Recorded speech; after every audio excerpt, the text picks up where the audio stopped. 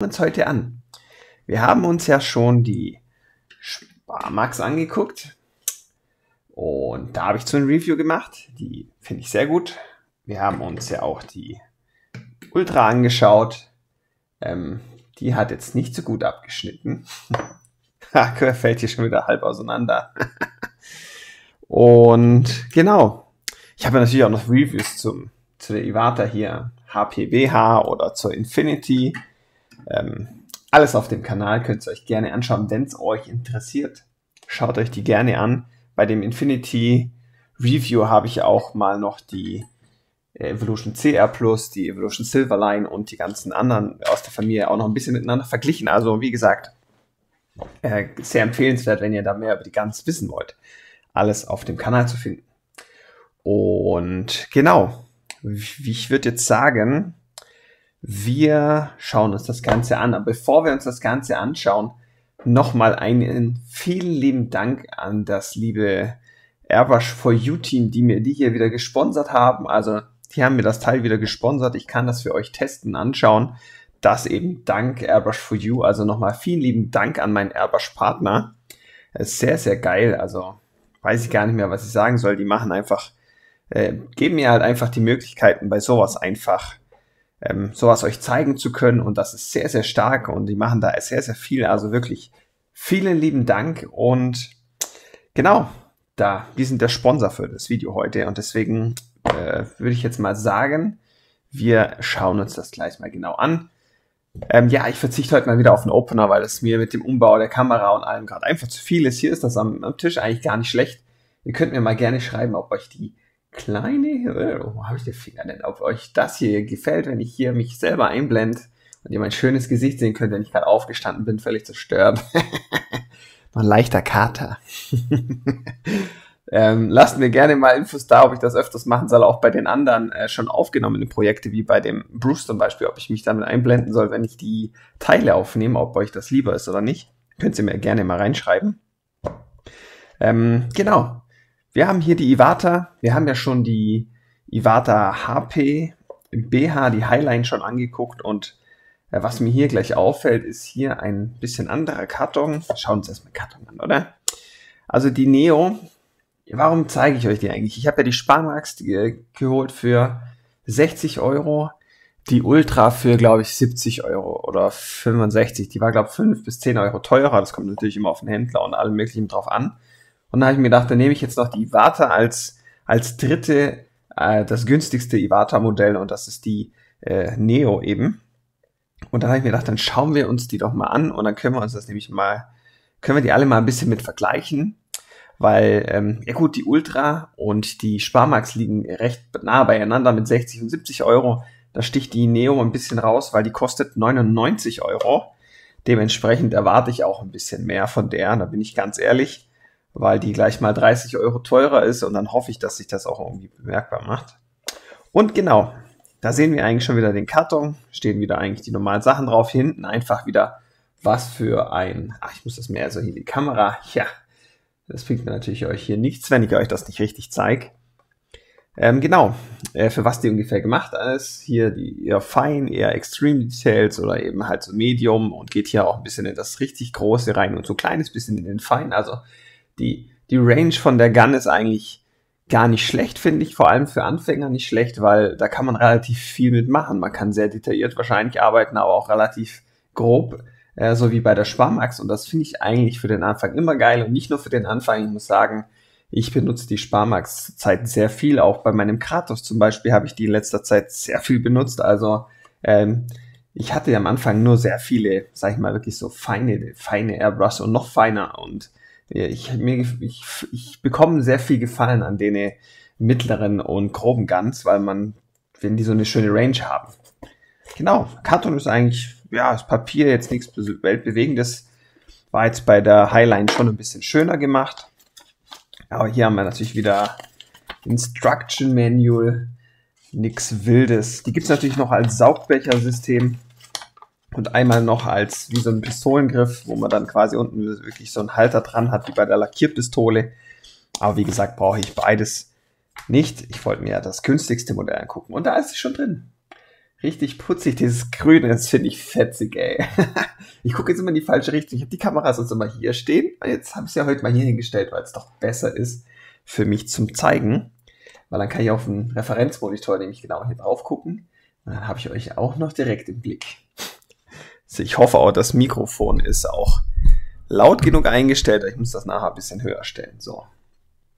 Genau, da haben wir natürlich wieder Standard den Öffner. Kann ich gleich mal auf die Seite legen. Brauche ich eh nicht. Ich habe ja das coole Set von Iwata, das Reparaturset. Natürlich auch Airbrush for You mir gesponsert. Also bin ich voll ausgestattet. Und dann würde ich mal sagen, ja, ein kleiner Becher ist noch dabei. Was mir hier direkt schon auffällt, ist, dass der eine Dichtung mit dran hat. Das ist eigentlich, ja, untypisch. Also, was heißt untypisch? Die H&S haben die Dichtungen eigentlich im Pistolenkörper. Hier sind sie, glaube ich, jetzt halt außerhalb. Aber das schauen wir uns gleich genauer nochmal an, wenn wir die vor allem auch zerlegen. Und ja, kleiner Becher. Und natürlich hier das Herzstück. Die Pistole mit großem Becher.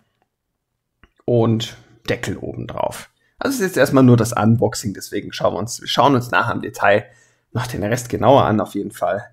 Und dann bin ich mal gespannt, ob hier jetzt die Dichtung auch an dem großen Pot ist oder ob die tatsächlich drinnen ist, nochmal zusätzlich. Bin ich echt gespannt und macht mal einen ganz guten Eindruck. Was mir direkt auffällt, ist hier unten, ist das Ventil irgendwie. Wie ist das denn gemacht?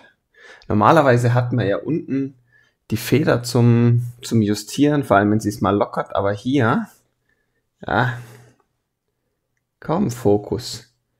Hier ist das wirklich mal ein bisschen anders gemacht. Wahrscheinlich versimpliziert, wenn ich hier den Zungenbrecher rein. Wahrscheinlich einfach ein bisschen simpler gemacht. Wahrscheinlich ist das fix reguliert. Ist natürlich bei so einer Einsteiger-Gun immer nicht schlecht, das zu machen, damit die Leute einfach nicht viel rumfuhrwerken können. Aber auf der anderen Seite limitiert es einen auch immer irgendwo. Finde ich schon mal nicht so geil. Ist ja wie hat jetzt weder die Sparmax noch die H&S gehabt, aber wenn sie es nicht groß bemerkbar macht, dann ist es ja auch nicht so schlimm.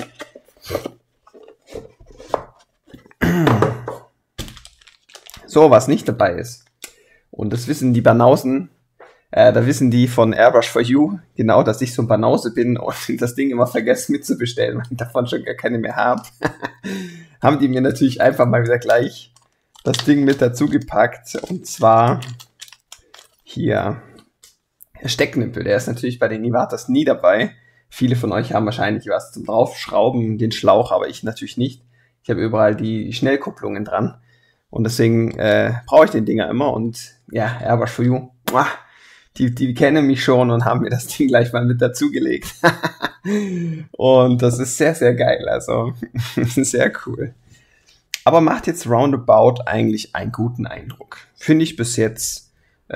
Liegt sie gut in der Hand und ja, macht mal jetzt einen guten Eindruck. Was ich natürlich nicht brauche, ist der große Pot. Auch wenn ich viel Farbe versprühe, ich brauche nie den großen Pot. Den habe ich bis jetzt noch nie benötigt. Und genau, wie ich wie ich gedacht habe, sind die Dichtungen jetzt hier außerhalb dran. Und nicht in der Gun. Ja, habe ich bis jetzt auch noch nicht gesehen. Ist aber lass mich mal schauen hier. Jetzt wollte ich bei der hier schauen, ob da die Dichtung auch dran ist. Der Fließbecher ist ja fest. Geil, guter Move. Könnt ihr mir ja gerne mal schreiben in den Kommentaren, ob das normal ist, dass die Töpfe alle die Dichtungen haben und nicht die Körper bei den anderen Iwatas, bei der Eclipse und Takumi und was nicht alles gibt. Könnt ihr ja mir gerne mal in die Kommentare schreiben, das würde mich jetzt mal interessieren. Und genau. Dann haben wir jetzt schon mal das Unboxing und was drinnen ist. Hier genau das alles. Und dann haben wir noch den Preis, 99 €. Ist auch klar. Und dann würde ich sagen, wir zerlegen die einfach mal. Dafür nehme ich euch aber noch ein bisschen näher ran, damit ihr einfach mehr seht. Das ist ja auch Sinn und Zweck der ganzen Geschichte. Und dann gucken wir mal. Wie gesagt, hier sind die Dichtungen dran. Sieht man ja ganz schön. Würde mich jetzt echt fragen, ob das wirklich bei jeder so ist oder nicht. Aber schauen wir einfach mal. Auch hier, wenn ich es jetzt gerade mal so sage, Auch wie bei der Ultra relativ wenig Schnickschnack dran. Da ist einfach nur gerader Griff, auch wieder ein recht runder Trigger. Die muss ich sagen, gefallen mir nicht so wirklich. Die runden Trigger, ich weiß nicht warum, aber ich finde die einfach unergonomisch. Auch bei dem, wenn ich jetzt hier ehrlich bin und drauf drücke, das ist ein bisschen unergonomisch. Gefällt mir nicht so unbedingt.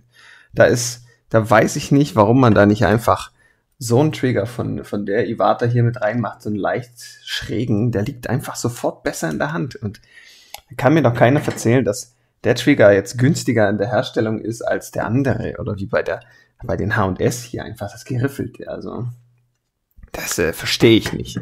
Bin ich kein Fan von, muss ich ganz ehrlich sagen. Und verstehe nicht warum. Macht normale Trigger hin. Hier auch wieder die Dichtung dran. Da hinten, genau. Machen wir die, zerlegen wir es einfach mal. Nadel. Also ich habe mir sagen lassen, dass die Nadel scheinbar sehr empfindlich ist. Wobei ich sagen muss, da ist eine 0,35er Nadel drin. Und eigentlich sind dickere Nadeln immer ein bisschen robuster als natürlich die dünneren, weil sie halt dünner sind. Also die 0,2er ist natürlich noch dünner von der Spitze her und die 0,15 ist natürlich noch empfindlicher. Bin ich mal gespannt, wie empfindlich die sein wird tatsächlich. Aber sie macht bis jetzt eigentlich einen relativ dicken Eindruck, also vielleicht verzeiht sie doch mehr, als man denkt. Bin ich mal gespannt, ob das der Fall ist. Ich werde sicher bald herausfinden, weil Leute, die meinen Kanal anschauen und wissen, die wissen, dass ich des Öfteren mal ganz gerne hängen bleibe. Weil ich hier einfach mal der Nadel-Terminator bin. Aber zum Glück habe ich ja meinen Sharpen R, mit dem kann ich die wieder reparieren. Wenn sie nicht zu sehr kaputt sind. Genau, der normale Aufbau, der Federhalter und hier das Griffstück.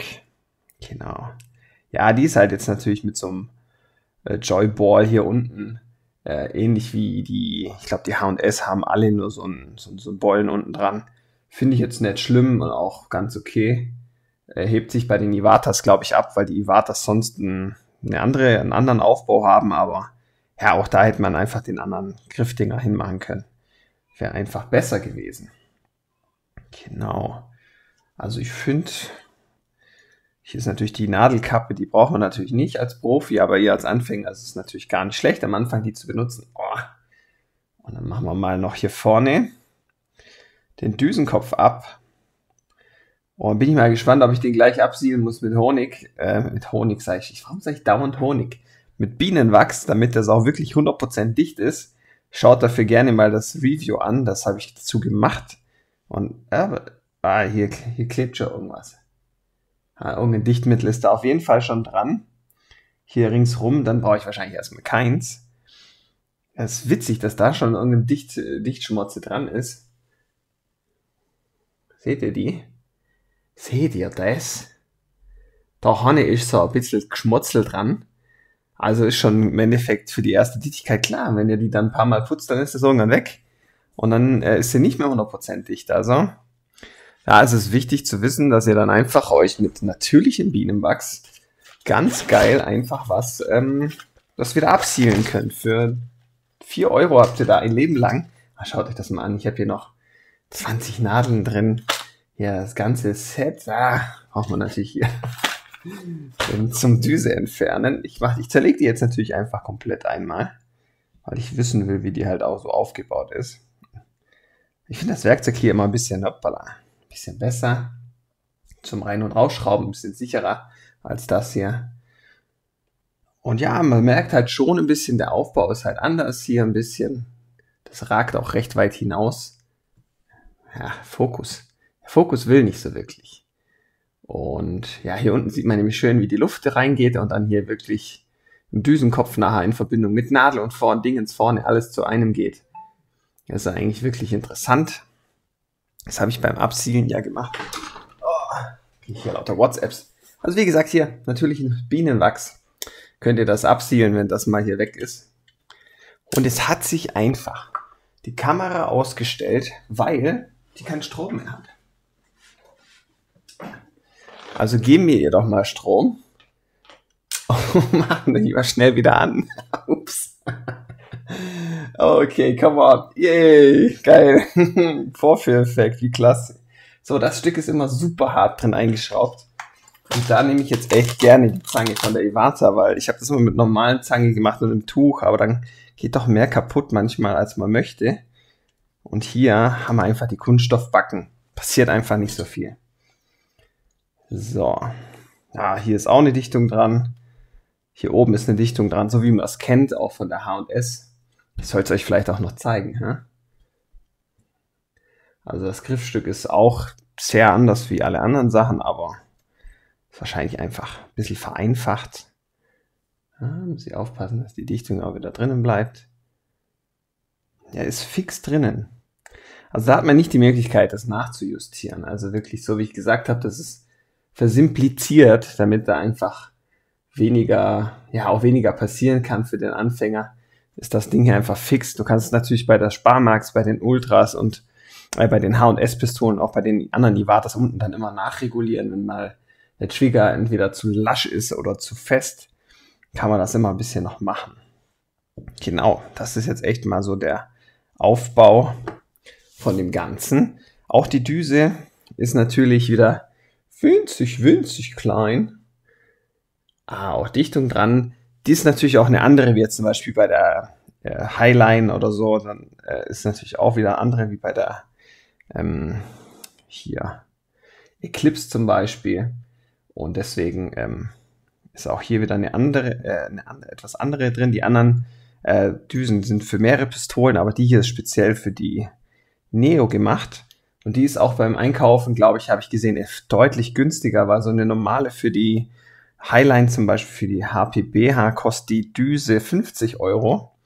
Eine Ersatzdüse. Und hier bei der Neo kostet die zum Beispiel nur noch, ich glaube, 20 €, 22. Also man hat da auch ein bisschen geguckt, die Kosten auch gering zu halten, was die Ersatzteile angeht. Was ich primär schon mal ziemlich cool finde, weil man dann auch wirklich an die Leute denkt, die da so noch nicht so an dem Hobby dran sind und sich dann sagen, ja, ich weiß noch nicht, und dann sind wenigstens die Ersatzteile auch ein bisschen günstiger.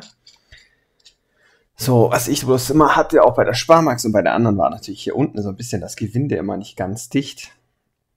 Ja, und da werde ich jetzt einfach, oh, das ist ein bisschen zu viel, einfach kurz hier mit dem Bienenwachs das Ganze einmal ein bisschen einreiben. Schön einreiben. So. Ist das nämlich gleich mal dicht. So. Jetzt ist das fix foxy und passt auch wunderbar. Muss ich gerade echt mal schauen bei der anderen, ob da auch noch ein bisschen mehr geht. Ja, bei meiner anderen Iwata habe ich das nicht so fest angezogen. Und jetzt passt das aber. So, weg mit dem Wachs. Bauen wir das ganze Ding jetzt wieder zusammen. Hier natürlich wieder Feder und hier. Ja, der Trigger. Ich weiß nicht, warum man das macht. Warum alle bei den günstigen Guns die einfachen Trigger benutzen. Ich glaube, auch ein Anfänger kommt besser mit einem Trigger klar, der einfach präziser anzusteuern ist. Und hier, finde ich, liegt der Daumen einfach so beschissen mittig auf. Das gefällt mir nicht, also ich verstehe das nicht. Habe ich bei der Ultra nicht verstanden und habe ich hier nicht verstanden. Die Sparmax hat das nicht. Die hat einen coolen Trigger. Also das billigste Gerät hat den besten Trigger und dann kann es auch nicht an den Kosten irgendwie liegen. Also da kann ich mir das bei Gott nicht vorstellen. Hat sich sicher jemand Gedanken gemacht, warum er das so macht, aber ich kann den Gedanken nicht wirklich nachvollziehen. So, jetzt muss ich die mal ein bisschen von meinen Fettfingern und Dappern befreien. Und genau, haben wir jetzt eigentlich das Teil. Und ich finde die bis jetzt eigentlich nicht schlecht. Also bis jetzt macht sie mal einen guten Eindruck. Qualität von der Iwata fand ich bei der HPBH auch schon geil und da kann ich eigentlich nicht meckern. Und ich bin mal gespannt, wie die nachher einfach tendenziell so abschneidet im Vergleich zu den anderen. Da werden wir nämlich einfach schön an unserem Skull, den wir haben, an dem wir die mit den anderen zwei Guns schon gearbeitet haben, werden wir einfach weiterarbeiten und dann haben wir einen direkten Vergleich dazu. Und dann können wir uns das nämlich doch einfach mal genau anschauen Und das finde ich doch gar nicht schlecht, würde ich mal sagen. Und dann haben wir da nämlich einen wirklich guten Vergleich. Und dann können wir mal gucken, was die Iwata so kann und wie die im Vergleich zu den anderen abliefert.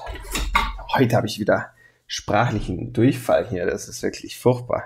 Genau, ich würde sagen, wir gehen jetzt einfach, wir sind ja schon am Maltisch, verbleiben wir einfach. Ich stelle die Kamera für euch um, dann können wir direkt auf das Bild schauen und brushen dann mal ein bisschen weiter und ich gucke mir die an, brushen auf Papier und dann können wir nochmal ein kleines Fazit ziehen am Ende und können uns einfach auch mal die Vergleichsmodelle anschauen in dem Segment, die wir ja hatten. Wir hatten ja hier dann noch die wir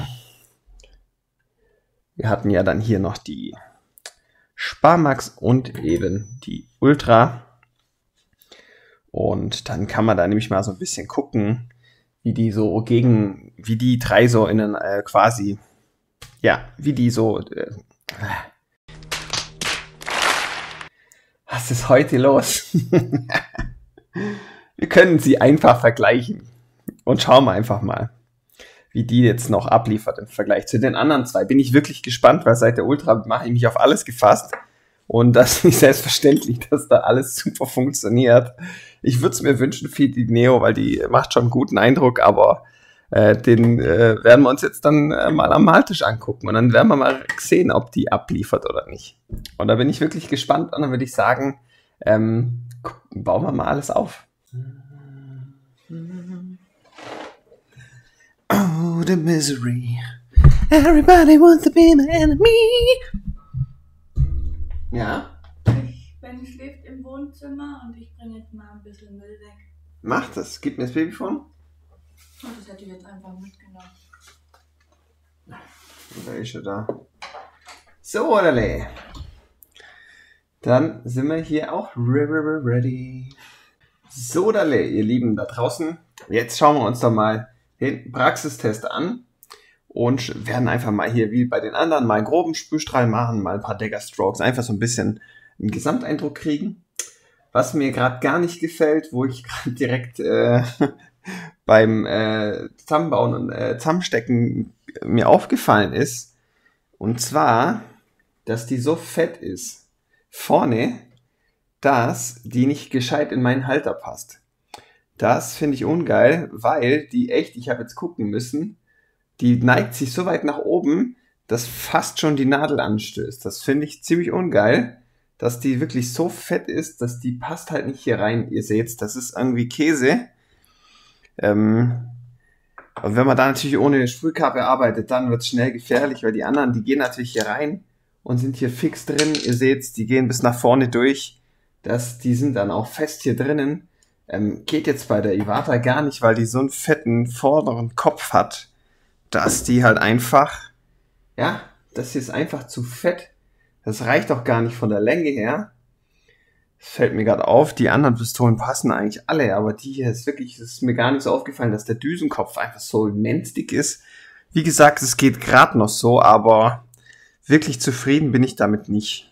Das finde ich ziemlich scheiße. Das Ding ist alles genormt und jetzt bräuchte ich dafür echt nochmal einen gescheiteren Halter, halt so einen mit so einem Doppelbügel, den man kennt, damit das einigermaßen gut klappt, damit ich hier jetzt keine Probleme kriege. Und das finde ich irgendwie, ja, hätte man, glaube ich, besser machen können.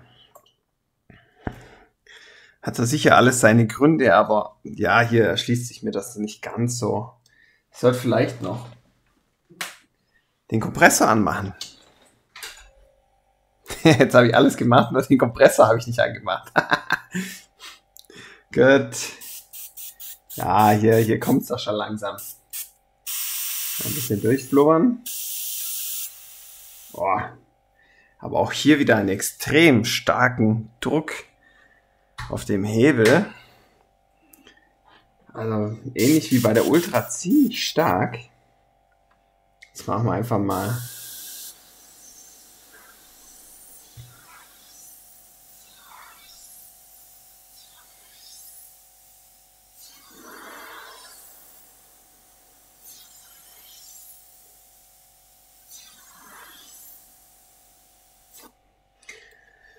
Ja, ich muss sagen, der Trigger, der ist ziemlich fest. Also die Feder ist ziemlich stark eingestellt.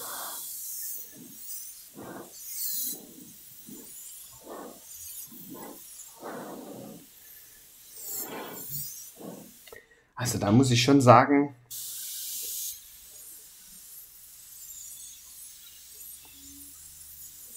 bin ich immer nicht so ein Freund von, wenn das zu stark eingestellt ist. Der Grund einfach, da tut man sich schwer auf Dauer mit mit der Detailarbeit, also mit dem Management von dem Trigger. Ich finde das immer ein bisschen schwieriger, wenn der zu fest ist, dann hat man da nicht so die Gun Control, die leidet dann ziemlich drunter, finde ich. Umso leichtgängiger die Feder ist, umso mehr könnt ihr mit dem Trigger spielen, umso mehr könnt ihr einstellen und machen.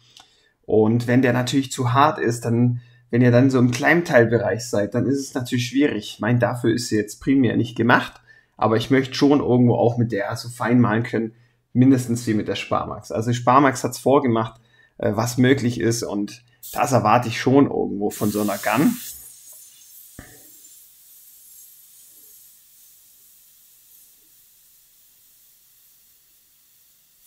Schauen wir einfach mal.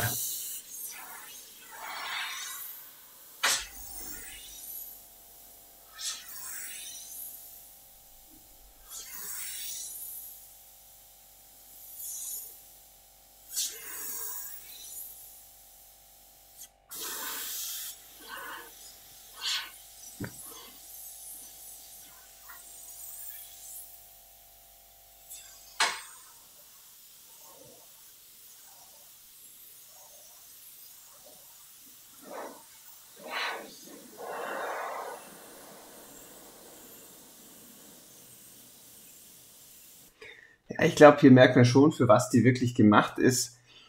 Ähm, für die großen Sachen finde ich die sehr gut. Da sieht das Sprühbild ziemlich gut aus.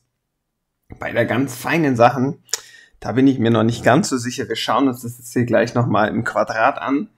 Jetzt muss ich nochmal schnell aufpassen, dass mir die Nadel hier nicht irgendwo anstößt an der Halterung. Die ist so halb drinnen. Also ja, ich schiss, dass die mir jetzt hier irgendwann noch runterfliegt, ey. Was wär's noch? Ich dachte, ich hätte noch irgendwo das Übungsblatt gehabt, wo ich die anderen mal getestet habe. Da hatte ich heute noch irgendwo, hatte ich noch eins in der Finger. Ich schau mal schnell. Kann ich das nochmal besser vergleichen?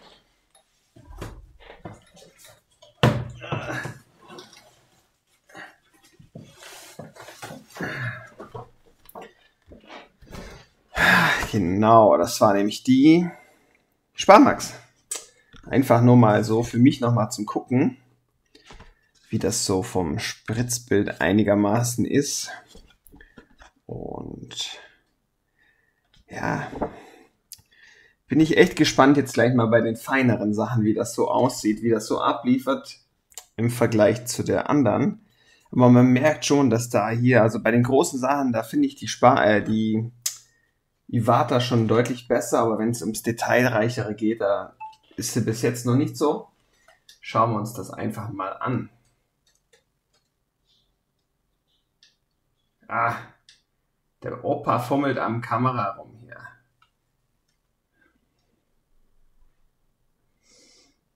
So, Fokus. Hast du mich, Fokus? Machen wir mal ein paar kleine Pünktchen und so.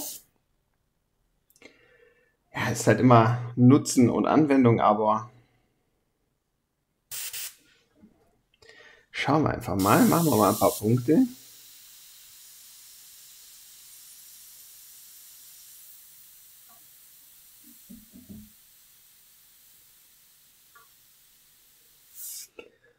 Also man kann sehr feine Punkte machen. Also das ist schon mal gut, aber ihr habt es bei dem hier gerade gesehen.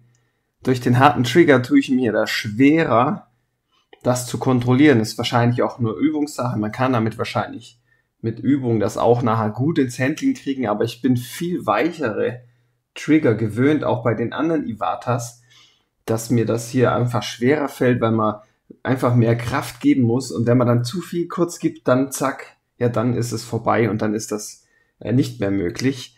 Also da muss man immer ein bisschen schauen.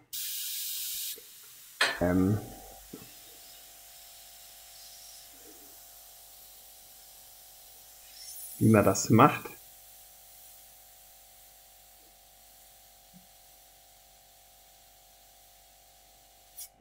Aber auch hier, man kann relativ fein arbeiten, aber nicht so fein wie bei der Sparmax. Das sieht man hier, finde ich, an dem hier schon sehr gut, wie hart die Sparmax hier durchballert. Also die ist, was das Feine angeht, hier wirklich schon im Feinleinbereich.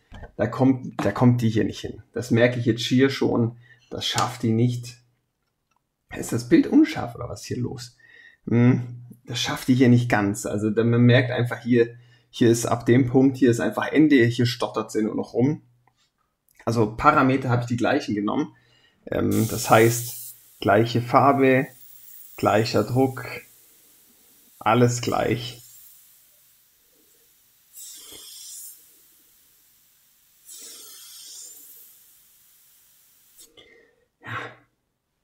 Ja, da sind die Parameter sind halt alle gleich. Also da habe ich nichts dran verändert, damit das auch wirklich ein bisschen, sag ich mal, repräsentativer ist, auch wenn das natürlich hier generell nichts, also keinen Ausschluss darüber gibt, aber für mich einfach zum Kontrollieren, zum Schauen, wie das so ist. Jetzt probieren wir es nochmal hier.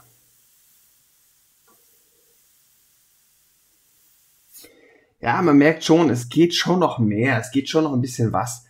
Aber sie fängt hier schon das Stottern an und man merkt einfach so, ja, vielleicht bräuchte die jetzt auch noch eine andere Einstellung, was vielleicht nochmal die Farbe angeht oder so. Aber der Sprühkopf ist so fett, also es ist der Wahnsinn und der blockiert halt natürlich beim Reinstecken hier ganz schön. Aber gucken wir einfach mal weiter. Kurz einmal hier. Trockenblase.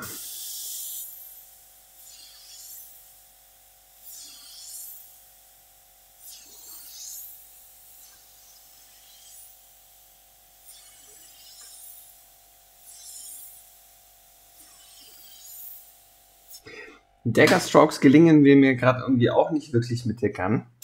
Weiß nicht, ob das wieder an meiner eigenen Schusseligkeit liegt oder nicht. Aber sie stottert relativ schnell, wenn es zu fein wird. Ja, ist ein bisschen... Ja.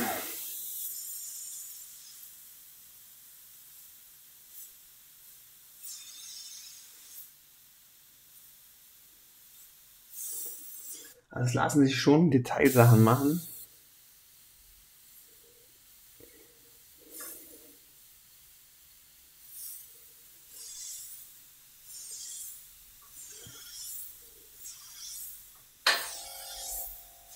Ja, vielleicht tue ich der Gun natürlich irgendwo auch Unrecht. Ist natürlich immer schwierig, komplett neues Produkt in wenigen Minuten zu testen und zu sagen, ob die was kann oder nicht. Ich mache das mal wieder ein bisschen zurück. Also ihr habt mit der Gun auf jeden Fall die Möglichkeit, detailreich zu arbeiten. Das auf jeden Fall. Also das ist natürlich auch eine Gun, die nicht dafür gemacht ist. Das steht natürlich auch drauf. Das ist mir natürlich auch klar. Nicht, dass da einer sagt, oh, das ist gar nicht dafür gemacht, die ist ja nur für grobe Sachen. Ja, ist sie natürlich auch. Aber die Sparmax ist auch nur für grobe Sachen und mit der kann man das trotzdem machen. Also finde ich, und auch die Ultra, mit der konnte man auch relativ fein arbeiten. Da gab es bloß ganz andere Designentscheidungen, die mich mehr gestört haben. Aber vom Sprühbild war die auch nicht schlecht. Da konnte man auch noch relativ viel machen. Da muss ich jetzt sagen, dass die Iwata bis jetzt, die hat ein schönes, smoothes Bild, aber nicht so ein feines. Also immer noch besser als bei der Ultra. Aber eben in die Detailtiefe kommt sie nicht so gut.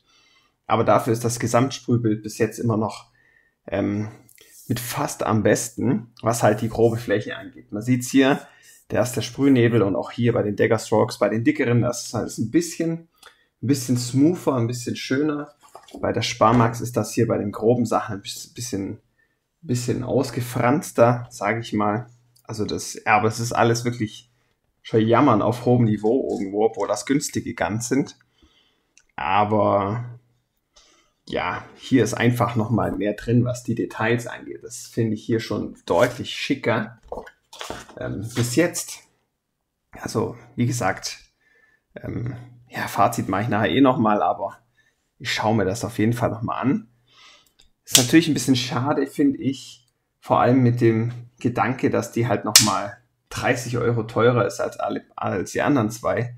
30 bis 35 Euro. Und das ist natürlich dann schon, da hätte ich es schon gern gehabt, dass die da einfach in dem Bereich besser abschneidet oder mindestens genauso gut wie die Sparmax. Aber die Sparmax hat mich ja eh schon überzeugt. Überrascht hat sie mich. Eiskalt überrascht hat sie mich. Genau, dann gucken wir einfach mal hier im Skull. Wir machen mal hier so ein bisschen. Jetzt ein bisschen Praxis, damit ich ein bisschen besser in die Gun komme. Das Testblatt war jetzt einfach nur mal kurz für mich auszuloten. Wo ist das Limit, wo ist das Maximum? Ich habe jetzt gesehen, dass die zum Beispiel nicht so detailliert arbeitet wie die Sparmax, aber trotzdem ein sehr schönes Sprühbild hat und halt auch nicht für Details, also so mega feine Sachen auch nicht geeignet ist. Das sind die anderen zwei an für sich ja auch nicht. Aber es gibt mir roundabout einen kurzen Eindruck. Und jetzt arbeite ich einfach mal hier so ein bisschen dran rum und mal einfach mal den bisschen aus, um ein bisschen besseres Feeling für die Iwata zu kriegen. Um da einfach mal ein bisschen zu gucken, wie die so abgeht.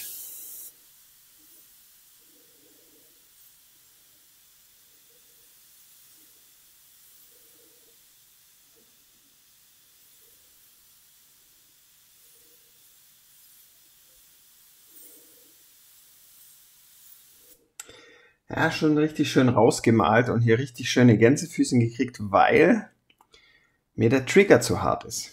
Mit dem komme ich nicht klar bis jetzt. Das ärgert mich ein bisschen.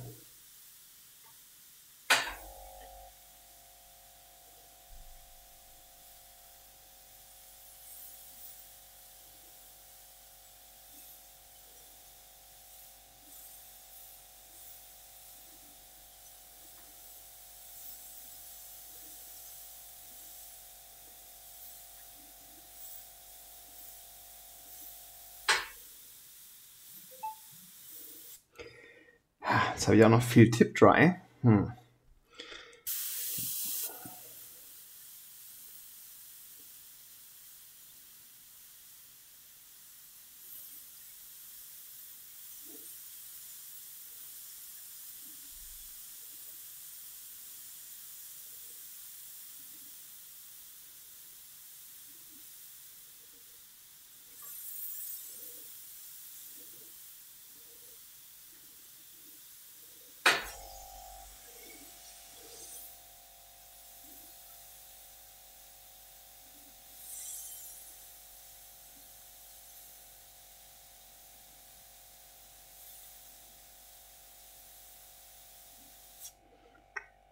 Ich meine, es stand ja auch dran, dass die so für mittel- und leichte Details geeignet ist, aber eher so für das mittlere, grobe.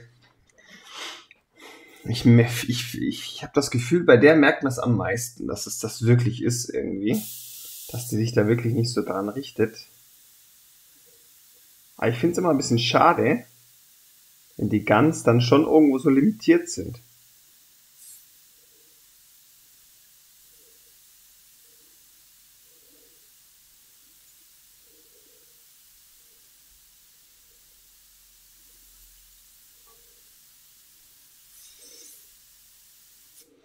Ganz klar muss man auch sagen, ich bin nicht die Zielgruppe für die Pistole. Also ich bin als Profi, sag ich mal, als Airbrush-Profi ist natürlich nicht meine Zielgruppe eine Anfängerpistole. Aber für mich ist es trotzdem voll spannend gewesen. Ich hatte da voll Bock drauf, euch die zu zeigen. Und Airbrush for You hat mir das ja auch möglich gemacht. Entschuldigung, weil ich mir gedacht habe, ich möchte einfach mal gerne wissen, wie so die Einsteigermodelle funktionieren. Weil ich habe mit denen nie angefangen. Ich hatte gleich die Evolution Silverline von Anfang an. Und hatte dann immer nur noch hochwertigere Pistolen. Und mich hat das einfach interessiert, wie das hier abschneidet. Was man zum Anfänger empfehlen kann, weil das kriege ich ganz oft gefragt. Anfängerpistole, welche? Vor allem, wenn es dann darum geht, dass die Leute vielleicht nicht so viel Geld haben oder, das heißt nicht so viel Geld, aber nicht gleich so viel ausgeben möchten. Ist ja auch okay.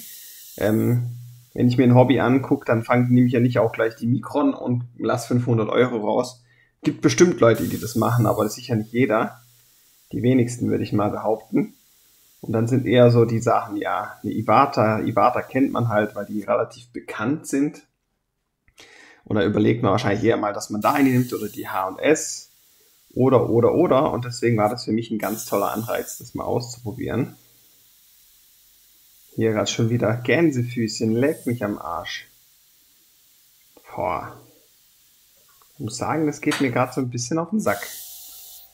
Dieser scheiß harte Trigger. Klar kann man die Feder noch tauschen, aber hey, ich will gern die, ja, für den Preis, ey, die sollte die irgendwie, ich weiß nicht, hätten sie so ein bisschen weicher gemacht, dann wäre das deutlich angenehmer.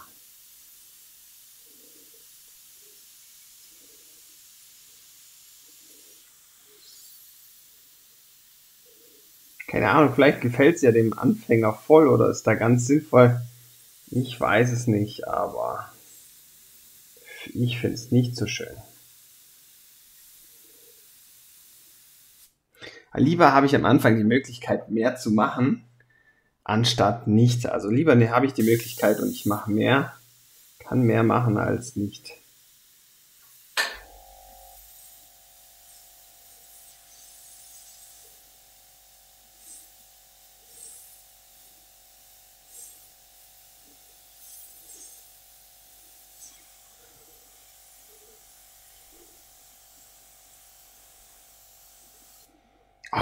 Ewig viel Tip-Dry, also ich weiß nicht.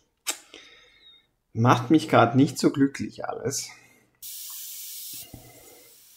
Hätte ich mir irgendwie besser vorgestellt.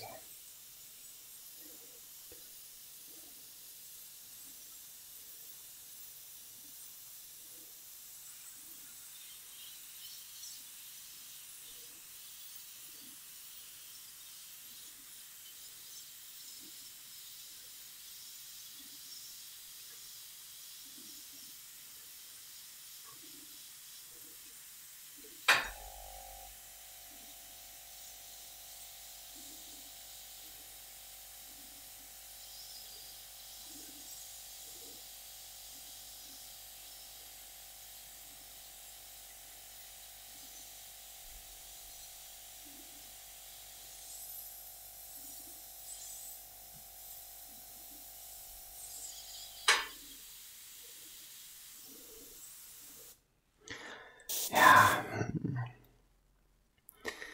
hier kommen eher mal die Stärken zum Vorschein, sag ich mal. Hier jetzt bei den Flächen und so, beim Schattieren, das eher mal so, wo ich sage, ja, da ist die doch, da kommt sie dann, ich glaube, da fühlt sie sich zu Hause.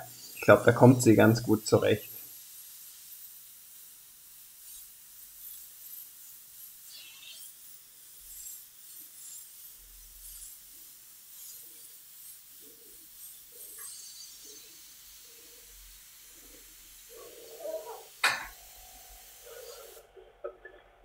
Oh, jetzt bin ich erschrocken, das Babyphone geht an.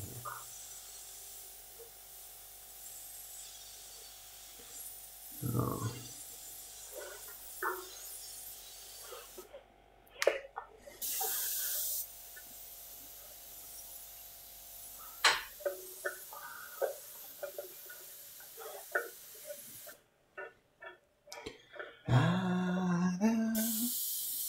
Jetzt singe ich schon wieder.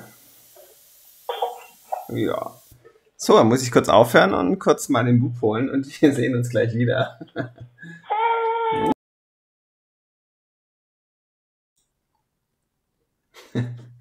Sodale, Kind ist versorgt. Papi war schnell wieder da. Und genau, eigentlich ja, haben wir jetzt schon genug gemacht. Ich spule noch ein kleines bisschen, einfach nochmal ein bisschen zu gucken.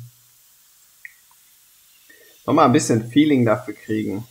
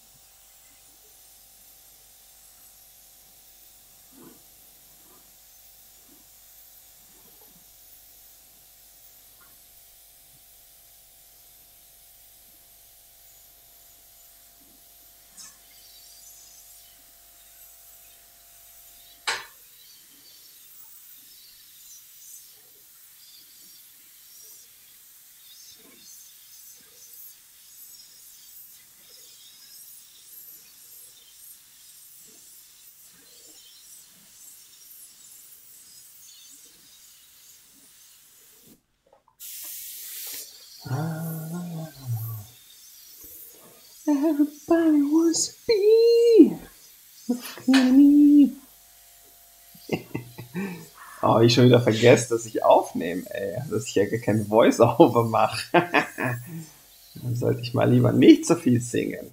Wie ich es nicht wirklich kann.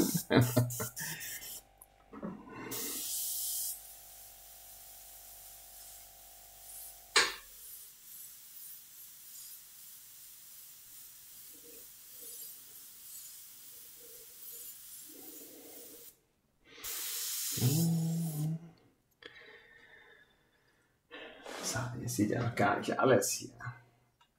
Das fummel ich hier die ganze Zeit rum. Oh, schön mal wieder ein bisschen Bart. Bisschen Bart. Bart. Yeah. Also bumsrotes Gesicht, ey.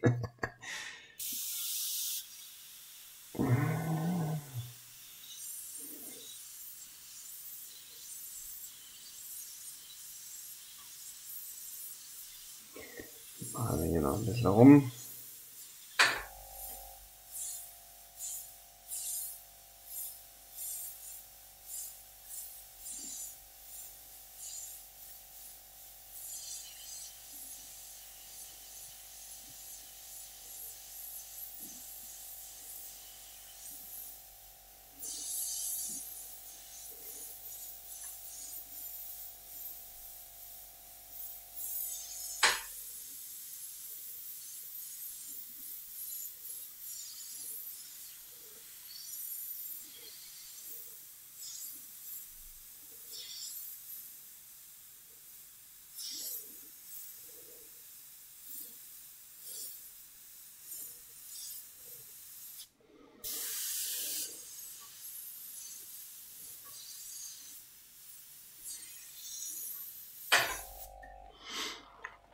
Ja. Jetzt quasi ich natürlich nicht so viel, weil ich mich ein bisschen konzentrieren will, einfach auf die Gun, damit die einfach besseres Feeling dafür kriegt. Aber ja, so langsam komme ich auch viel besser rein. Die gewöhne mich langsam an diesen harten Trigger besser und kann dann damit besser umgehen. Dauert bei mir halt mit der Adaption dann auch ein bisschen, bis ich das so übernommen habe. Und dann komme ich damit auch wieder leichter zurecht. Aber wirklich ganz zufrieden, das ist so ein Punkt, der gefällt mir jetzt nicht so. Weil vor allem die andere Iwata und auch die Sparmax, die ähnlich aufgebaut sind, beide so einen mega leichtgängigen Trigger haben. Leichter als bei den H&S-Pistolen. Was mir mega gefallen hat, dass ausgerechnet die Iwata Neo jetzt sowas nicht hat, ist ein bisschen schade, weil könnte man einfach noch mehr, kann man einfach besser detailliert arbeiten, weil man kommt einfach besser zurecht. Das ist wirklich so. Und irgendwie finde ich es ein bisschen schade, ja. Hätte besser funktionieren können. Jetzt male ich hier noch ein bisschen rum, weil ich einfach Bock habe, den hier noch ein bisschen auszuarbeiten, den Skull. Aber man merkt schnell, finde ich, wenn es zu detailliert wird, dass die sofort an ihre Grenzen kommt. Also was dieses ganz Feine angeht. Ihr könnt mit der immer noch fein arbeiten. Also die Struktur hier und so, das ist alles sehr fein. Da keine Sorge, das geht mit der schon. Also ihr seht es hier überall. Also das reicht, für den Anfang reicht es auf jeden Fall mega. Also, da brauchen wir uns nichts vormachen, da brauchen wir nicht drüber reden. Aber für mich als Profi ist es halt immer interessant zu sehen, wie stark kann ich die Pistole ausreizen. Also wo ist wirklich das Limit? Wie stark kann ich die wirklich rannehmen und wo kann ich sie ans Limit bringen? Und ich habe das jetzt hier mal gemacht und ich habe jetzt einen viel besseren Gesamteindruck bekommen. Und dann würde ich sagen, baue ich nochmal schnell die Kamera auf den Tisch zurück und wir schauen uns dann noch im Vergleich die anderen kurz mal ein bisschen an. Und dann kann ich nochmal so ein Endfazit ziehen, wie ich die so fand, was ich gut finde, was ich nicht so gut finde. Und dann würde ich sagen, sehen wir uns gleich wieder. Und dann passt das.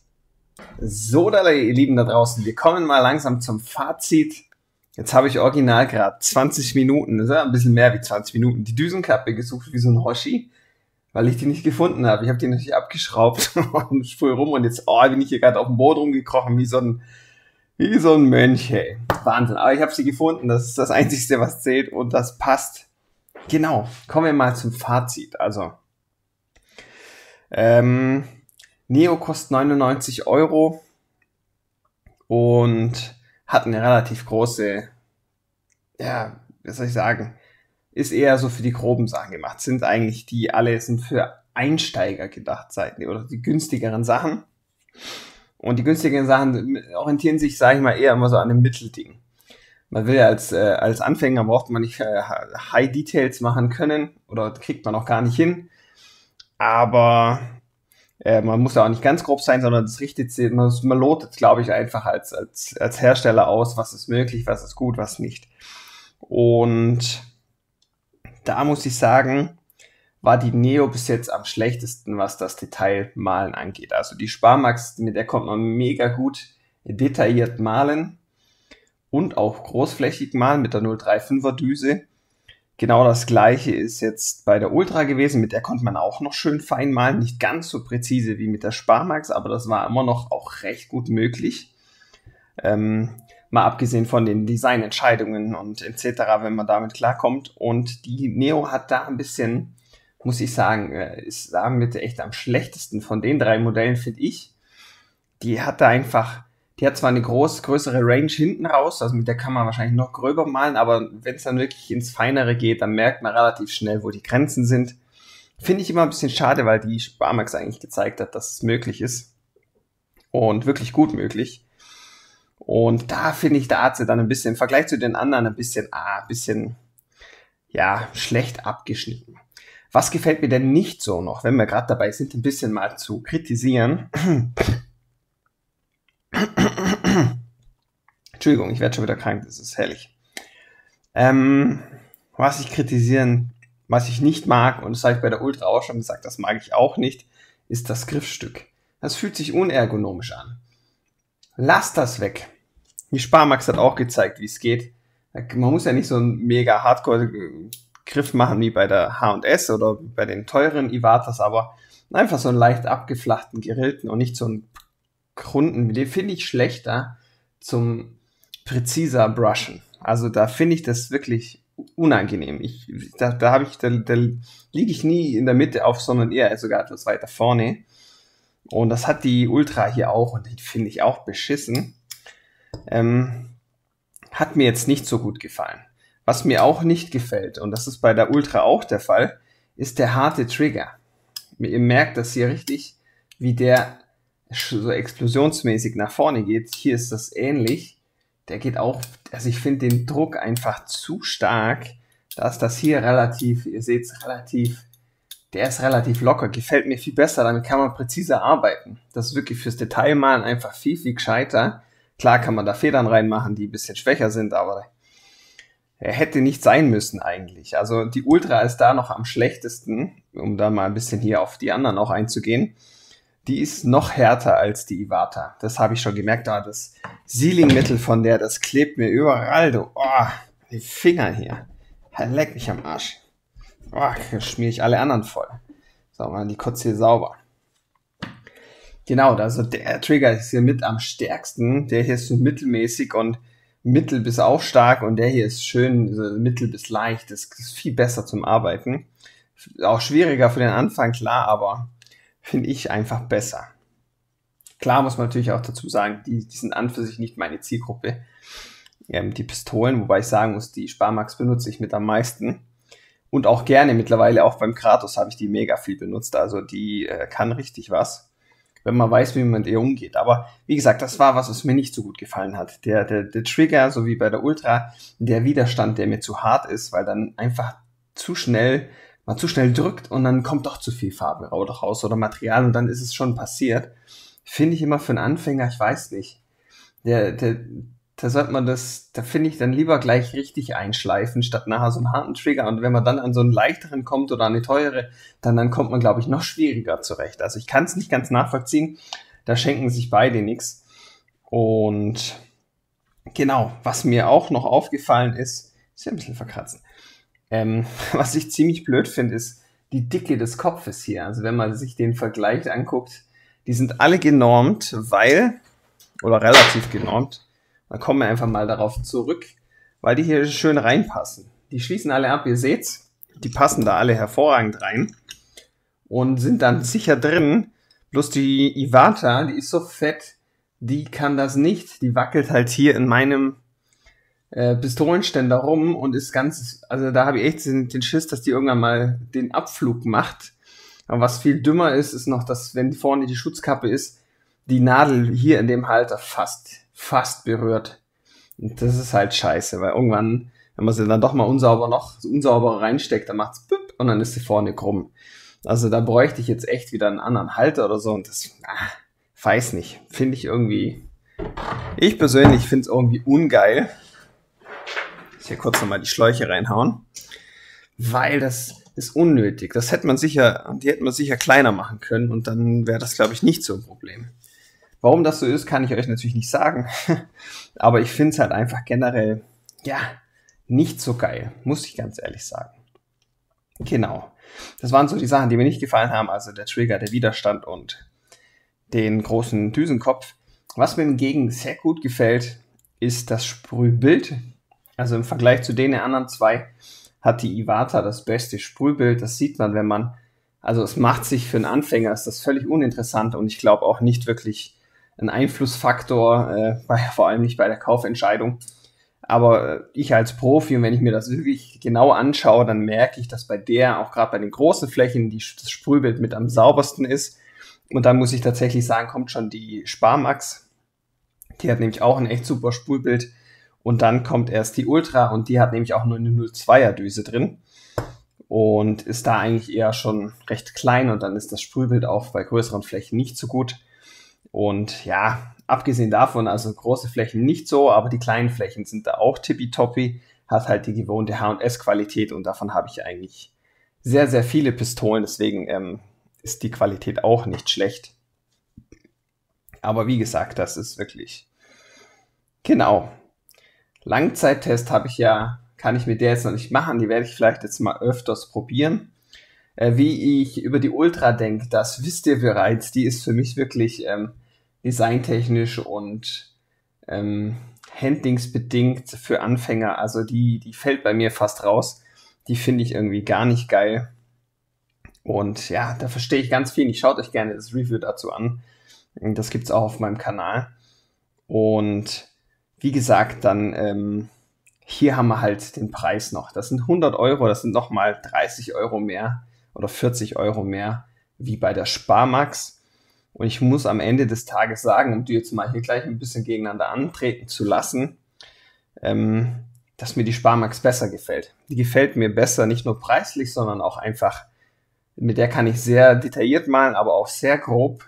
Und für die ganz groben Flächen nehme ich sowieso, wenn dann nachher hier meine Evolution mit der 04er Düse drin, weil die dann noch gröber ist und noch feiner, weil ich noch ein besseres Spritzbild habe. Und wenn es dann gar nicht mehr geht, dann nehme ich mir die kleine hier mit der 08er Düse vorne und mache dann halt richtig Fläche, wenn ich sie brauche. Und deswegen, wer arbeitet da schon so großflächig? Also dann ist mir lieber, ich habe eine Pistole, mit der ich viel mehr Möglichkeiten habe als eine, die mich hier ein bisschen limitiert und die limitiert einen auch wirklich. Was das wirklich feine Malen angeht, ist für euch Anfänger wahrscheinlich auch wieder nicht so wichtig am Anfang, aber ich weiß nicht. Klar, die Sparmax ist ein bisschen empfindlicher, das muss ich auch dazu sagen. Wenn da irgendwie mal ein Partikel reinkommt oder irgendwas nicht passt, dann zickt die sehr schnell rum. Ist mir schon aufgefallen. Da wird es wahrscheinlich bei denen zwei hier weniger Probleme geben, bei der Ultra wahrscheinlich am wenigsten. Bei der Neo weiß ich es noch nicht, da muss ich die jetzt einfach mal öfters probieren, aber wie gesagt, irgendwie turnt mich schon wieder der Druck und der Hebel und alles ein bisschen arg ab, die jetzt wirklich ausgiebig zu testen. Ich werde es trotzdem machen, vor allem bei den Übungsbildern werde ich die jetzt einfach öfters nehmen, so habe ich es ja mit der Sparmax auch gemacht. Ich muss wirklich sagen, jetzt, wenn ich die Wahl hätte zwischen den drei, wenn ich mir jetzt einfach eine aussuchen dürfte, ohne sie bezahlen zu müssen, oder ohne Preis zu wissen oder weiß der Geier was, einfach nur, wo ich sage, die gefällt mir am besten, dann würde ich tatsächlich die Sparmax nehmen. Die gefällt mir bis dato von allen Belangen am besten. Qualität, bis jetzt ich habe sie wirklich viel benutzt bei dem ganzen Kratos-Projekt, bei allen Übungsbildern und bei vielen noch mehr. Hatte bis jetzt qualitätstechnisch keine Mängel oder irgendwas, wo ich sage, hey, das fällt mega auf im Vergleich zu den teureren Modellen. Also die finde ich bis jetzt wirklich bombig. Macht mir sehr viel Spaß, ist aber natürlich auch deutlich schwieriger und ist vielleicht für euch als Anfänger nicht ganz so interessant. Ich denke, die Neo ist bei mir so auf Platz 2. Bis jetzt, vielleicht stimmt sie mich noch irgendwann mal um, ich weiß es nicht. Aber wie gesagt, die paar Sachen, die mir da dran nicht gefallen, stören mich schon sehr. Und der letzte Platz ist die Ultra, weil die mir einfach von allen Belangen her überhaupt nicht gefallen hat. Also nicht das Sprühbild oder so, sondern einfach, ja, wenn ich die mit der Sparmax vergleiche, dann ist das einfach, fällt die einfach ab. Das ist einfach, da sind so viele Sachen falsch gelaufen an der Pistole, deswegen habe ich gesagt, nee, absoluter Platz 3. Schaut euch da, wie gesagt, die Reviews an. Ich habe von der schon die Reviews, habe ich ein Review zu der HP habe ich ein Review dazu. Zu der Infinity habe ich ein Review und bei der Infinity Review habe ich dann schauen wir uns auch noch die Evolution Silverline und die AL Plus an. Also da habt ihr mal einen groben Überblick über alle Pistolen und wie ich die finde, wenn euch das wirklich interessiert, wenn ihr da noch eine Kaufentscheidung braucht. Also wie gesagt, ja, also die Neo bis jetzt Preis-Leistung in Ordnung, aber ich habe auch ein bisschen, muss ich ehrlich sagen, ein bisschen mehr erwartet für den Preis. Da bin ich ehrlich, für 100 Euro erwarte ich schon ein bisschen mehr, vor allem wenn ich bedenke, dass ich für 120 Euro halt eine Evolution Silverline kriege. Und ich finde die Silverline sehr gut. Mit der habe ich sicher 5 Jahre ausschließlich fast nur gebrushed, ganz viele Bilder und finde ich von der Range auch extrem gut. Mit der kann man sehr detailliert arbeiten, aber auch ein bisschen gröber. Das ist ein richtig schönes Arbeitstier. Die nehme ich auch ab und zu so mal zwischendrin wieder gerne. Oder wie bei dem letzten Übungsbild habe ich die auch mega gerne genommen. Und ja, da weiß ich dann nicht, da wird es dann bei der hier schwierig, finde ich. Für 100 Euro finde ich die dann zu teuer. Für das, was sie bis jetzt gezeigt hat, was sie kann. Und da würde ich eher zu der Silverline greifen und wenn es dann noch günstiger sein soll, dann würde ich sowieso dann auf die Sparmax gehen. Also, ja, schwierig. Finde ich schwierig. Also, ich musste mir jetzt dann mal echt noch bei mehreren Projekten anschauen, um da nochmal einen finalen Eindruck zu bekommen. Ist natürlich auch immer schwierig, in so ein paar Minuten, sag ich mal, sich da ein finales Urteil zu bilden. Ja, wobei bei der Ultra konnte ich das schon. Aber wie gesagt, kein schlechtes Gerät, qualitativ eigentlich auch super, Spritzbild auch gut, das war bei der Sparmax auch gut und ist auch bei der Ultras die Qualität und das Sprühbild auch super, also da kann man wirklich alles nichts sagen, aber es hat halt alles so seine Vor- und Nachteile und ja, was mich dann explizit an den anderen Sachen gestört hat, das könnt ihr euch wie gesagt gerne in den anderen Reviews angucken. Das war jetzt mal mein Fazit. War alles doch ein bisschen länger heute und so, aber hey, ich weiß, ihr schaut mir doch gerne zu. Ich wünsche euch noch ein schönes Schaffen und Brushen und freue mich drauf. Lasst dem Video gerne ein Like, einen Kommentar da, lasst eure Gedanken hier drunter, das interessiert mich immer sehr. Ich schaue mir jeden Kommentar an und antworte auch auf alle, wenn das irgendwie eine sinnvolle Frage ist und deswegen macht das gerne. Und wie gesagt, gerne liken, abonnieren, ihr wisst den ganzen Kladderadatsch, schaut gerne bei Airbrush4U vorbei und in diesem Sinne verabschiede ich mich.